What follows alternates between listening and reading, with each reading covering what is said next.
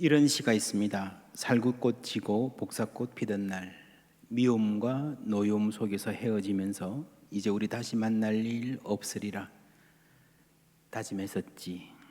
그러나 뜨거운 여름날 느닷없이 소낙비 피해 처마 아래로 뛰어드는 이들 모두 낯이 익다. 이마에 패인 깊은 주름, 손에 밴 기름때 한결 갖고 묻지 말자. 그동안 무얼 했느냐 묻지 말자. 손 놓고 비머전 그리로 흩어지는 우리들, 후줄근이 젖은 어깨에 햇살이 눈부시리. 언제고 다시 만난 걸 이제사 믿는 우리들, 메마른 허리에 봄바람이 싱그러우리.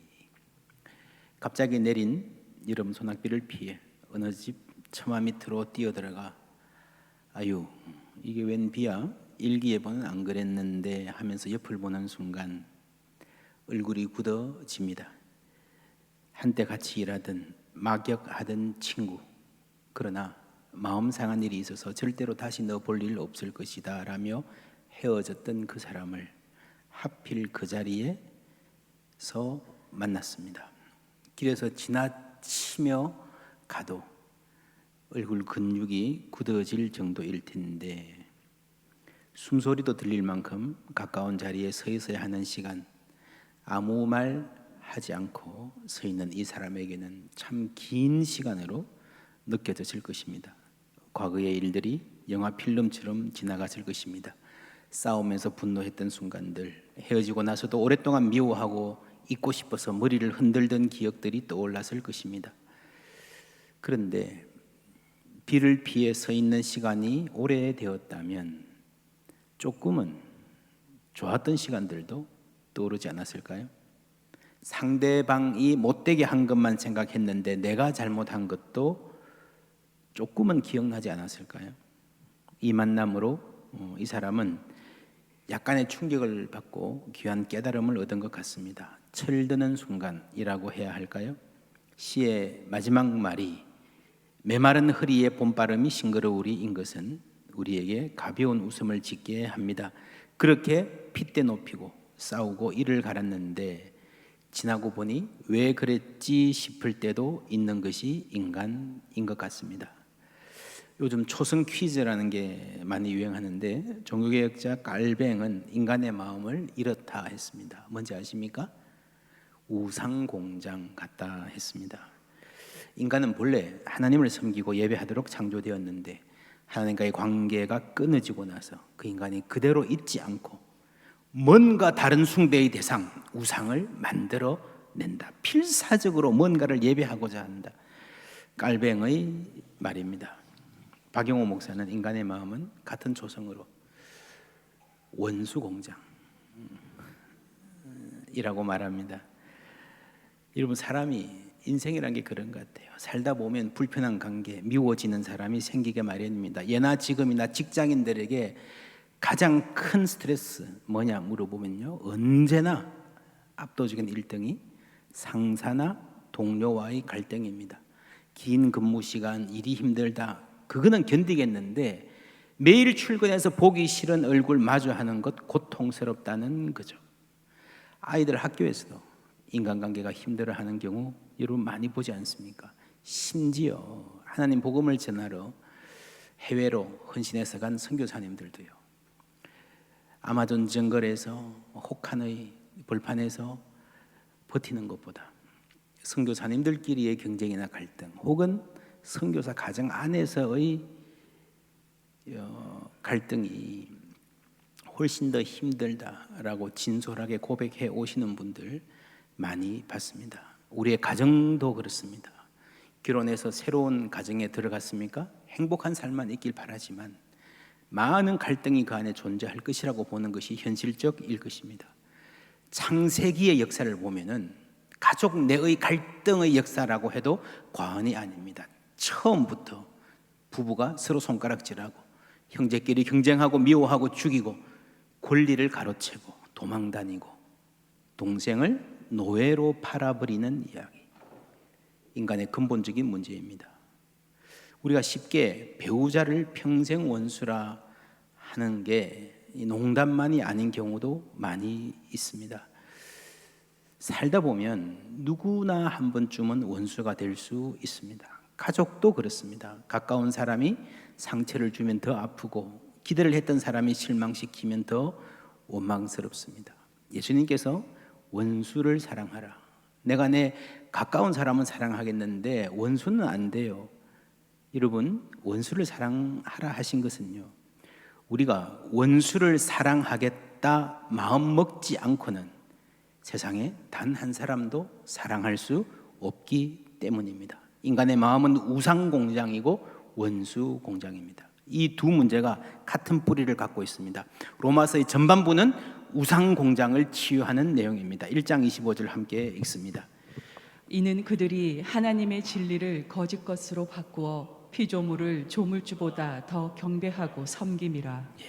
피조물을 조물주보다 더 예배하는 섬기는 인간의 노예된 상태, 여기서의 해방이 구원입니다. 그 결과 이제 후반부에 와서, 전반부에는 우상 공장을 해결하고 후반부에 와서 원수 공장이라는 이 문제를 하나님이 해결하시는 이야기입니다. 바울은 편지를 쓰면서 인사할 때 늘 두 가지, 은혜와 평화를 기원합니다. 로마서의 전반부는 은혜고 후반부는 평화입니다.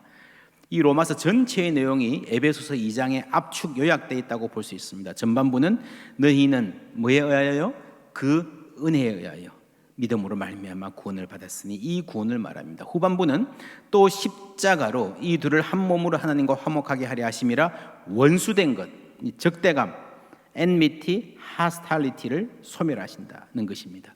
십자가로 인간의 이 적대하는 감정, 원수 삼는 이 마음을 죽이셨다, 원수 공장 문 닫게 하셨다는 말입니다. 그래서 복음은 요약하면 은혜와 평화입니다. 우리 교회 모토 은혜의 샘 평화의 길이 같은 말입니다. 울림과 어울림도 같은 내용을 담고 있습니다. 하나님이 주시는 수직적인 메시지에 울림이 있으면요, 반드시 그 울림은 이웃과의 어울림, 관계 회복으로 이어집니다. 맨 먼저 시작되는 것은 대부분 가정이어야 됩니다. 여러분, 예수 믿고 은혜 받으면요, 가정 생활이 바뀌는 거예요. 당장 완벽한 부모 되고 천사 같은 배우자 되는 것은 아니지만 나의 부족함을 깨닫고 가정이 얼마나 소중한 축복인 줄을 알고 하나님의 은혜에 의지하고 감사하며 살 수 있습니다. 그리고 어울림, 가족들과 함께 밥 먹는 시간, 대화하는 시간, 아이들과 놀아주는 시간, 가끔씩이라도 여행하는 시간들도 하나님이 기뻐하시는 시간입니다. 어울림은 가정에서부터 시작되어야 됩니다. 우리 교회는 자녀들 교육, 특별히 가정사역에 아주 최선을 다하고 있습니다. 지난주에도 말씀드렸듯이 어르신들을 위한 사역에 더욱더 강조점을 두고 하려고 합니다. 이번 수요 집회도 어른들을 위한 가정 강의가 계속됩니다. 여러분 위해서 기도하시고 참여하시면 좋겠습니다. 교회는 은혜를 받은 사람들이 평화를 만들어가는, 평화를 학습, 배우고 실천으로 익히는 곳입니다. 12장 15절 함께 읽습니다. 즐거워하는 자들과 함께 즐거워하고 우는 자들과 함께 울라. 여기서 출발해서 함께 즐거워하고 함께 우는 데서 출발해서 원수 사랑까지 갑니다. 여기에 은혜가 필요하다는 거예요. 여러분, 은혜에 대한 감각 없이 원수 사랑을 요구하면 그것은 짐이 됩니다. 율법이 됩니다. 우리를 좌절하게 만듭니다. 로마서에서 말하는 복음이라는 게 뭔지 여러 차례 말씀드렸습니다. 단순히 내가 예수 믿고 천국 간다, 그것이 복음이면, 그것이 복음의 전부면요, 이 복음하고 원수 사랑하고 별 관계가 없어요. 뭐길 관계가 됩니까? 이런 복음이 뭡니까? 구약에서부터 예언되어 왔습니다. 이사야 52장 7절 함께 읽습니다. 좋은 소식을 전하며 평화를 공포하며 복된 좋은 소식을 가져오며 구원을 공포하며 시온을 향하여 이르기를 내 하나님이 통치하신다 하는 자의 산을 넘는 발이 어찌 그리 아름다운가. 아멘. 예. 복음의 핵심은 내 하나님이 통치하신다, 하나님의 나라가 임한다라는 겁니다. 예수님 전하신 복음도 마찬가지입니다. 요한이 잡힌 후 예수께서 갈릴리에 오셔서 하나님의 복음을 전파하여 이르시되 때가 찼고 하나님의 나라가 가까이 왔으니 회개하고 복음을 믿으라.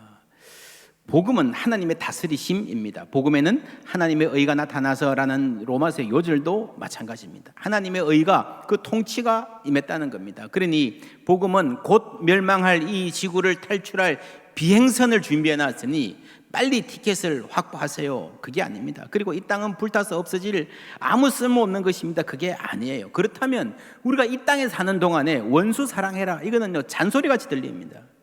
복음은 하나님의 통치, 다스리심입니다. 하나님께서 새하늘과 새 땅을 이루실 모든 우주 만물을 회복하시는 사역을 그리스도의 부활 안에서 시작하셨고, 지금 세계는 하나님이 다스리고 계신다는 말입니다. 그래서 여러분, 구원받는다는 것은요 하나님의 백성이 된다는 말이고, 하나님의 통치에 순종한다는 말이에요. 할 수 없이 억지로 굴종하는 게 아닙니다. 내 생각에는 저거 말이 안 되는데 내가 힘이 없으니까 하나님 시키니까 억지로 하는 노예적인 굴종이 아니에요. 혹은 하나님 마음에 들어보려고, 복 받으려고, 구원 얻으려고 순종의 분량을 채워야 되는 그것이 아닙니다.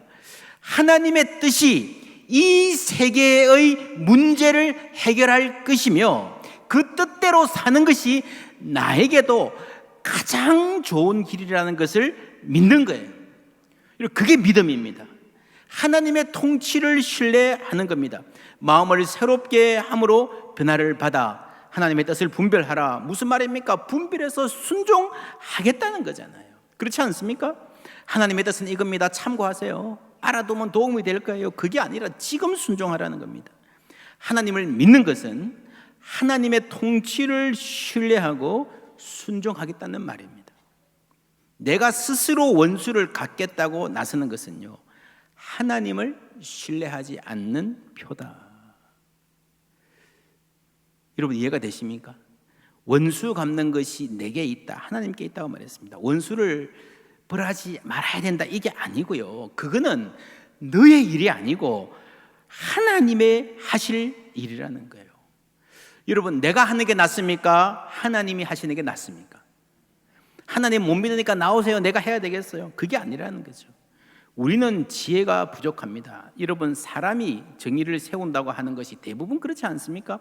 진짜 나쁜 놈들, 진짜 벌 받을 놈들은 다 숨고요, 요리조리 빠져나가고요, 애매한 사람들이 더 혼나는, 우리는 누가 진짜 원수인지 잘 알지 못합니다. 친히 원수를 갚지 말고 하나님의 진노하심에 맡겨라. 하나님의 진노하심에 맡기라 그랬습니다.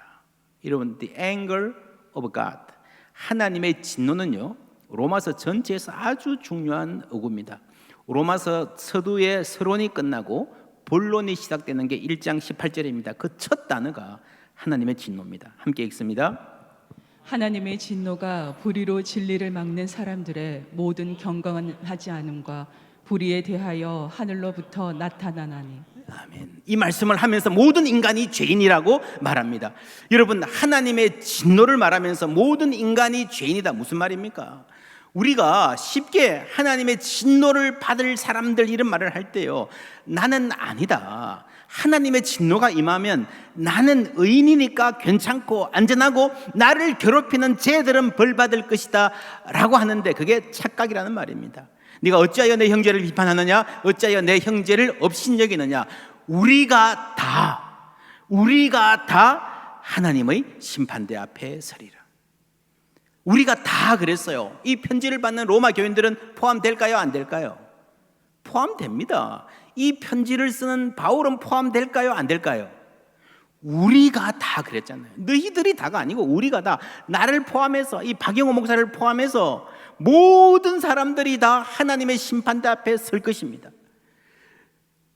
그러니까 우리가 하나님의 심판이, 진노가 저 나쁜 놈들, 나의 원수들에게만 갈 것이다 라고 생각하는, 저 악한 인간들에게만 갈 것이다 라고 생각할 때에 이런 음성을 들어야 됩니다. 야, 너도 만만치 않아.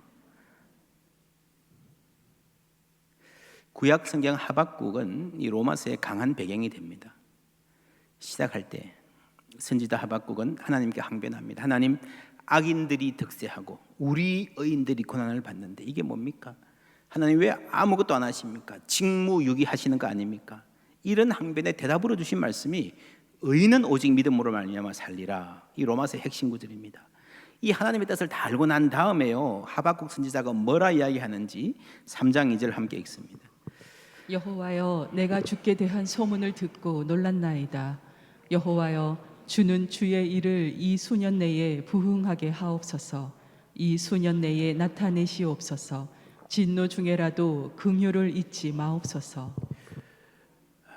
저 나쁜 놈들 빨리 혼내주세요 하던 선지자가, 하나님 저 나쁜 인간들 좀 빨리 싹 쓸어줬으면 좋겠습니다 하던 선지자가 이제 뭐라 그러는가 하면요, 진노 중에라도 긍휼을 잊지 마십시오.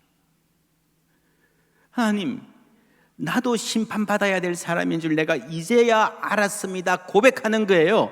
이것이 복음의 시작입니다. 바울이 이렇게 말했죠. 내가 증언하노니 그들이 하나님께 열심히 있으나 올바른 지식을 따른 것이 아니라 뭘 모른다는 거예요. 알아야 될 걸 모른다는 거예요. 하나님의 의를 모르고 자기 의를 세우려고, 자기의 정의, 내 기준의 저스티스를 세우려고 힘써 하나님의 의에 복종하지 아니하였느니라. 그래서 청년 사울이 칼 들고 다니는 거예요. 저 나쁜 놈들, 이 민족을 망하게 하는 놈들, 공공의 적들, 원수들. 알고 보니까 다른 사람이 아닌 내가 십자가의 원수를 행한 거예요. 여러분, 원수 갚는 것은요, 내게 원수 갚는 것이 내게 있다는 말은 너는 그럴 자격이 없다는 말이기도 하고, 너는 그거 감당 못한다, 너에게 좋지 않다는 말이기도 합니다. 아무에게도 악으로 악을 갚지 말고 모든 사람 앞에서 선한 일을 도모하라. 악에게 지지 말고 선으로 악을 이기라 했습니다. 여러분, 악에게 지지 않는 것은 뭘까요? 정말 악이 이긴다, 악의 승리가 뭘까요? 악의 승리는 선한 사람을 해치는 것이 아닙니다. 선한 사람이 악해지는 것, 악인으로 만드는 것이 악의 승리입니다. 여러분, 얼마나 많은 사람들이 원수 갚는다고 하다가 나 자신의 마음이 분노와 저기로 물들어 버립니까? 여러분, 악한 사람들 상대로 싸우는 것은 때로 필요합니다. 그것이 선을 향해 있는 것은 분명합니다. 그러나 그 과정에서요, 그 순수한 미소, 관대한 마음, 여유 있는 태도 다 잃어버리고 정말 독한 기운만 남아서 말끝마다 남을 비난하는 태도만 남게 될까 두렵다는 거예요. 여러분, 하나님의 말씀은 복수하겠다는 의도 자체가 우리에게 좋지 않다는 겁니다. 원한을 품는 것은 내가 독을 먹고 상대방이 죽기를 바라는 것과 같다. 얼마나 어리석습니까? 우리는 감당 못합니다. 여러분, 어린 아이들은 커피 마시지 말라고 그러잖아요. 왜 그럽니까? 제가 좀 찾아보니까요, 이게 몸무게하고 관련이 있어요. 몸이 작은데 카페인이 조금만 들어가도, 카페인에는 좋은 것도 있고 나쁜 것도 있대요. 근데 그 나쁜 게 들어가면요, 감당이 안 된다는 겁니다. 그래서 좀 사람이 커지면 어느 정도는 먹어도 된다, 좋다, 이렇게 이야기하는 거예요. 아이들이 조그만 것들이 커피 마시면서 폼 잡는 거 보기 싫으니까 먹지 말라는 게 아니라 너는 작으니까 감당할 수 없다는 겁니다. 여러분, 하나님은 만유보다 크신 줄 믿습니다. 그래서 원수 갚는 일을 행하시는 것이 하나님의 존재의 본질에 영향을 미치지 않습니다. 그러나 우리는 작기 때문에 그것이 우리의 본질에, 우리의 건강에 심각한 영향을 끼친다는 거예요. 사랑에는 거짓이 없나니 악을 미워하고 선에 속하라. 여러분, 악을 미워하는 것도 이게 간단한 일이 아닙니다.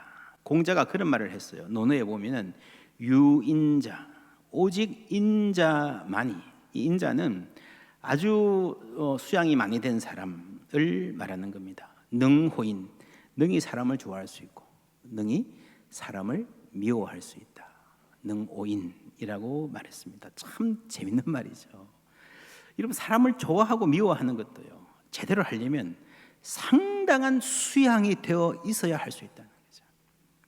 할 수 있거든. 너희로서는 모든 사람과 더불어 화목하라. 이 말도 원문은 좀 더 강조되어 있습니다. 영어로 보시면 if it is possible, 가능한 경우에, as far as it depends on you, 그것이 당신 자신에게 달려 있다면, 다시 번역하면 여러분 쪽에서 할 수 있는 일이라면 모든 사람들과 평화롭게 지내십시오. 여러분, 화목하는 건 좋은데요, 사실 내가 노력해서 안 되는 사람들이 있습니다. 모든 사람들과 다 화목하고 친하게 지내야 된다. 성경은 그렇게 요구하지 않습니다. 때로는 거리가 필요한 사람들이 있어요. 어떤 경우는 그 사람이 너무 문제가 심각해서 나에게 해가 될 경우가 있고요. 또 어떤 경우에는 내가 아직 연약해서, 내가 아직 감당할 수준이 못 돼서 여러분 거리를 둬야 될 경우가 있습니다. 그래서 옛날에는 예를 들면 매 맞는 아내, 그죠? 무조건 돌아가라 그랬어요. 무조건 돌아가서 순종하고 기도하고 버텨라, 인내해라. 물론 그렇게 해야 될 때도 있습니다만은 거리를 둬야 되는 가정도 분명히 있다는 거예요. 아주 중요한 문제입니다. 여러분, 어떤 경우에는 자신을 보호하기 위해서 멀리 해야 될 때도 있습니다. 유명한 아동 심리 전문가, 요즘 TV 자주 나오시는 분인데 그분이 이런 말을 하더라고요. 아이들에게 이 반 친구들하고 친하게 지내야지라고 다 친하게 지내라 하는 것도 좀 생각해 봐야 된다는 거예요. 그러니까 친구들이 막 싸우면요, 선생님들이 야, 친구끼리 친하게 지내야지 해가지고 짝지 만들어주고 그러잖아요. 그런데 그 선생님도 교무실에 가면 50명, 60명 다른 선생님들 있잖아요. 옆에 가기 싫은 사람 있을까요? 없을까요? 다 친구입니까? 아니죠. 직장 동료예요. 직장 동료. 친구는 그 안에서 몇 명 마음 터놓고 말할 수 있는 사람이 있겠죠. 그죠? 그러니까 아이들도 그냥 같은 방 학생이지 다 친구여야 한다는 것은 아이들에게 너무 과도한 요구다. 물론 다 친하면 좋죠. 똑같이 잘 지내면 좋죠. 그런데 어른들도 못하면서요 애들한테만 강요하는 것은 좋지 않다는 거죠. 우리는 인간의 한계를 인정해야 됩니다. 물론 교회는 직장과 학교와 다릅니다. 좀 더 마음을 열고 모든 사람을 환영해야 될 책임이 있지만 그럼에도 불구하고 교회에서 가르치는 성경에도요 그 한계, 화목할 수 있는 한계를 인정한다는 겁니다. 20절 함께 읽습니다. 내 원수가 줄이거든 먹이고 목마르거든 마시게 하라. 그리함으로 내가 숯불을 그 머리에 쌓아 놓으리라. 이 말도요 원수들을 일일이 찾아다니면서 뭐 힘든 것 없나 챙겨주라는 말이 아니에요. 원수가 있으면 용서하고 잊어버리세요. 그게 좋습니다. 그런데 어느 순간에 만날 수 있어요. 살구꽃 지고 복사꽃 필 때 갑자기 비가 내려서 비 피하다가 처마 밑에서 만날 수 있고요. 그러면 화해하면 좋겠죠. 뭐 그냥 가도 괜찮습니다. 그런데 그렇게 만났는데 이 사람이 위급한 상황이야. 내가 안 도와주면 큰일 나게 생겼어요. 죽게 생겼어요. 그러면 어떻게 합니까? 왜 하필 얘는 내 앞에 와서 거품 물고 쓰러지냐? 그냥 외면하고 싶은데. 그럴 때 하나님의 뜻을 구해야 됩니다. 내가 정말 미운 사람인데 집에 쌀도 떨어지고 뭐 다 없어가지고 큰일 났다는 걸 내가 알게 되었을 때 그때 우리가 기도해야 되고 하나님의 뜻을 구해야 되는 거예요. 하나님, 지금 제가 어떻게 하시기를 원하십니까? 하필 나에게 지금 이 순간에 이런 일이 생기는 것은 무슨 뜻이죠? 그게 하나님의 뜻을 분별하는 것입니다. 기독교회가 전통적으로 아주 중요한 회개 기도문이 많은데요, 아주 유명한 핵심적인 회개 기도, 이런 기도가 있습니다. Forgive us for what we have done. 우리가 행한 일, 하지 말아야 할 일 행한 것 용서해 주십시오. 그리고 나머지 반은요, and left undone. 행하지 않고 남겨놓은 일, 해야 할 일을 하지 않은 것을 회개합니다. 여러분, 우리는 하나님이 나에게 지금 무엇을 하기를 원하시는지 하나님께 물으며 살아야 할 줄 믿습니다. 여러분, 이런 상황에서 내가 정말 기쁜 마음으로 원수를 도와주고 먹여주면 좋겠죠. 원수의 자녀에게 장학금도 주면 좋겠죠. 그런데 그렇게 못할 때가 있습니다. 나에게 순종하려는 마음이 전혀 없는 거 아니에요. 있어요. 있는데 이거는 힘들어요. 원수 사랑 할 수도 있을 것 같아요. 그런데 저놈은 안 돼요. 근데 왜 하필 그 사람, 그 원수를 하필 내 앞에서 배고파 쓰러지게 하는 상태로 발견하게 하신 하나님의 뜻이 무엇일까요? 물론 그 사람을 살리려고 하시는 거겠죠. 근데 여러분 기억하십시오. 이때 하나님의 더 큰 뜻은 나를 향해서 있는 줄 믿습니다. 나를 위한 하나님의 뜻이 반드시 거기에 포함되어 있습니다. 하나님은 헬스장의 트레이너 같습니다. 이 엮기 한번 들어봐. 정말 운동선수들 운동 힘들게 시키면요 막 죽고 싶다 그러잖아요. 너무 힘들어서. 그런데 막 트레이너가 2번만 더 하세요 그러면요 죽이고 싶다 그래요. 근데 그러면서 내 능력 100% 갔는데 거기서 105, 110까지 가면서 그 순간에 근육이 크는 거예요. 요즘 우리 교회에 바바 홈트, 바이블 앤 바디 홈트 찍느라고 목사님들 고생 많이 하시는데 죽이고 싶다 이런 마음 안 들길 바랍니다. 여러분 뭐 한때는 뭐 10,000보씩 걸으면 건강에 좋다 그랬는데 요즘 이 보도들 보니까 연구 결과들이 그렇습니다. 매일 10,000보 걸어도 별로 도움이 안 된대요. 이거 아십니까? 슬슬 걸으면요 2-3시간 걸어도 건강에 거의 도움이 안 된답니다. 내 수준에서 약간 버거울 정도로 숨차게 운동을 하고 잠깐 쉬고 하는 게 좋습니다. 그게 인터벌 운동이라 그러는데 그 원리에 착안해서 이 바바 홈트 만든 거예요. 숨차게 운동하고 쉬면서 성경 암송하고 할렐루야. 예, 이런 몸도 마음도 건강하시길 바랍니다. 운동의 원리가 그렇다는 거예요. 숨이 턱에 차서 죽을 것 같은데 조금만 더 해봐라 하는 거죠. 나는 내 한계는 요만큼이라 생각하는데 하나님이 조금만 더 해봐라는 거죠. 용서해봐라 할 수 있다라고 나를 격려해 주시는 거예요. 여러분 약간 버거운 엮기를 들어야 근육이 늘어나듯이 신앙의 근육도 실천을 통해서 자라는 것입니다. 말로만 안 됩니다. 우리가 양보하고 희생하고 용서하고 하는 훈련, 그러면서 분한 마음에 눈물 흘려보기도 하고 그러는 과정을 거치면서 자라가는 것입니다. 우리는 연약하지만 다짐하고 또 다짐해도 또 성질내고 분노로 자신을 괴롭히고 그래서 집안도 어지럽게 하고 가족들 마음에 상처 주고 하는 그런 사람들이지만 여러분 그래서 주님이 필요한 줄 믿습니다. 그래서 우리에게 은혜가 필요한 거예요. 우리 교육자들이 이 본문을 함께 본문 연구하고 성경 공부하면서 제가 그렇게 질문했습니다. 어떻게 하면 원수를 먹이고 도와주는 것, 친절을 베푸는 것 실천할 수 있을까? 가장 쉬운 게 뭘까? 이게 목사님들이요 2가지를 얘기했습니다. 하나는 험담을 하지 않는다. 또 하나는 원수를 위해 기도한다. 이거는 쉽죠? 할 수 있겠습니까? 근데 이것도 쉽지 않을 수 있습니다. 여러분 원수가 도마 위에 올랐을 때에 그냥 험담하지 않고 입 꾹 다물고 있는 것도요 이게 보통이 아닙니다. 돈도 안 드는 기도라도 진심으로 해주는 거는요 아주 힘들 수 있습니다. 하나님은 이런 것들이 우리에게 힘들다는 것을 아십니다. 이해해 주십니다. 구약 성경의 시편을 보면요 미운 사람들을 험담하고 욕하고 저주까지 하는 시편들이 많이 나오잖아요. 어쩌면 그럴 수 있을까? 성경에 이런 말이 어떻게 나올까? 그래도 될까?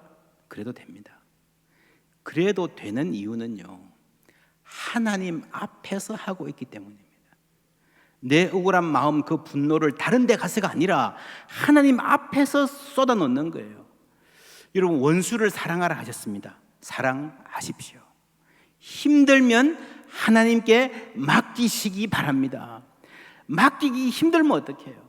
맡기기도 힘든데 여러분 이런 저주 시편들은요 그래도 하나님께 맡기려고 애쓰는 거예요. 그러니까 막 욕도 나오고 그러는 거예요. 그래도 맡겨야 한다는 걸 아니까 하나님 앞에서 이러고 있는 거지요. 아니면 칼 들고 나갔겠죠. 선으로 악을 이기라. 이게 힘든 것은요 우리가 선하지 않기 때문입니다. 우리는 얼마든지 악해질 수 있습니다. 정의를 세운다고 할 때에 그 동기 자체는 선일 수 있습니다. 그 행동이 선을 향해 있을 수 있습니다. 그러나 선을 향해 그 가는 길에 무수히 많은 장애들이 있어요. 내 안에 있는 분노, 내 안에 있는 악, 내 안에 있는 열등감 이런 것들이요 막 그냥 나오는 거예요. 여러분, 우리 안에 어딘가에 악이 도사리고 있는 거하고 그 악이 방출되어 가지고 그게 말이 되고 행동이 되어서 돌아다니는 것은요, 천지차이입니다. 내가 감당할 수 없어요. 결국 그것들이 대방출된 내 안에 있는 악이 나를 망치는 거예요. 여러분, 한국 영화 중에서 원수 갚는 것이 평생 소원인 사람의 영화가 많잖아요. 거기에 아주 기가 막히게 드라마틱하게 성공해도요, 결코 만족한다, 행복하다 하지 않습니다. 더 무너지는 거예요. 성공할수록. 그런 길을 가지 말라고 하는 겁니다. 시편 기자는 이걸 붙들고 하나님 앞에서 씨름했습니다. 욕도 하고 저주도 하고 그랬습니다. 그래도 됩니다. 그런데 그래도 된다는 것이 꼭 그렇게 하라는 말은 아닙니다. 안 할 수 있으면 더 좋죠. 우리에게는 더 나은 길이 있습니다. 예수님을 바라보는 것입니다. 예수님의 십자가를 바라보는 것입니다. 시편도 소중한 계시지만 십자가만큼, 신약만큼 완전한 계시는 아닙니다. 신약에 와서야 이 계시가 완전하게 이루어지는 겁니다. 사람들은 그럽니다. 선으로 악을 이긴다는 게 말이 쉽지, 그게 어떻게 가능해? 내가 힘을 가져야 복수할 수 있지, 힘으로 눌러 놓아야 나쁜 놈들이 활개치지 못하고 깨끗한 사회가 되는 거지. 그게 인간의 역사였어요. 그러면서 폭력이 그치지 않아요. 정의를 외치던 사람이 더 큰 불의의 주인공이 됐어요. 이런 역사 가운데 예수님 오셨어요. 그리고 예수님의 십자가는 선으로 악을 이기는 일, 모두가 불가능하다고 했던 그 일을 해내신 줄 믿습니다. 약하여 고난당하고 누구도 편들어주는 이 없어 외로웠지만 원망하지 않으시고 불평하지 않으시고 자신을 해하는 자들을 품으시고 위해서 기도해 주셨습니다. 그리고 그 사랑으로 승리하셨습니다. 구약의 성도들은요, 아픈 가슴을 부여잡고 하나님께 토로하는 것밖에 못했지만 우리는 은혜의 때를 살고 있기 때문에 십자가를 바라볼 수 있는 줄 믿습니다. 여러분, 십자가는 단순한 도덕적 모범이 아니에요. 예수님 훌륭하시구나, 나도 저렇게 살아야지, 내 인생의 모범으로 스승으로 삼아야지, 그런 말이 아니라는 거예요. 십자가는 나를 향한 사랑이고 나를 위한 사랑인 줄 믿습니다. 그렇기 때문에 나를 향해서 있어요. 우리가 십자가를 바라볼 때에 그 완전한 사랑이 우리에게 흘러나오게 됩니다. 그 사랑에는 능력이 있습니다. 우리는 매일 넘어지지만 그 사랑은 우리를 다시 일으킬 줄 믿습니다. 우리는요, 아직도 조금만 손해를 봐도, 조금만 무시당해도 견딜 수 없이 몸부림치지만 우리 예수님은 그 모든 미움을, 증오를 다 품으셨습니다. 하나님의 사랑은 한이 없습니다. 우리가 눈을 들어가 하나님의 영광을 바라보기를 주님의 이름으로 축원합니다.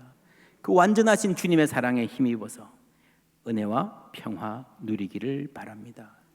그럴 때에 우리는 감히 예수님을 따라 살 수 있으며 그 끝에 악에게 지지 않고 선으로 악을 이긴다는 것이 어떤 말인지 알게 될 것이며 하나님의 영광 얼마나 찬란하고 놀라운지 고백하게 될 줄 믿습니다.